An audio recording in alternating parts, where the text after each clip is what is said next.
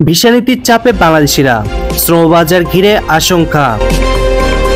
Visa পেতে বাংলাদেশিদের জন্য কঠোর বিধিনিষেধ আরোপ করেছে যুক্তরাষ্ট্র আরব আমিরাত। ভিজিট ভিসা, আনস্কিলড লেবার ও পার্টনার ভিসা দিতে কঠিন শর্ত জুড়ে দিয়েছে দেশটি। ফলে মধ্যপ্রাচ্য ওই দেশটিতে বাংলাদেশিদের ছুটে যাওয়ার যে স্রোত ছিল তা একেবারে কমে এসেছে।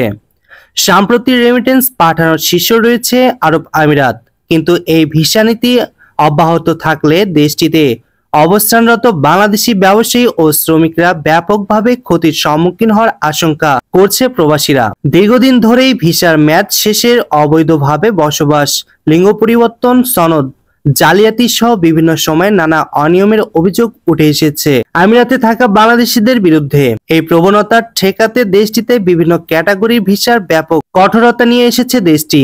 ফলে চরমভাবে বিপাকে পড়েছে বাংলাদেশি ভিসা প্রার্থীরা। এদিকে স্কিল ভিসার ক্ষেত্রে রয়েছে চরম কঠোরতা। সত্যায়িত গ্রাজুয়েশন সার্টিফিকেট ছাড়া কোনো বাংলাদেশিকে ভিসা দেওয়া হচ্ছে না। যারা সার্টিফিকেট দিচ্ছে তাদের সার্টিফিকেটগুলো বাংলাদেশের শিক্ষা মন্ত্রণালয়, পররাষ্ট্র মন্ত্রণালয় সত্যায়ন করার পর মূল ফটোকপিকে পুনরায় বাংলাদেশ দূতাবাস বা কনসুলেটর সত্যায়ন করতে হয়।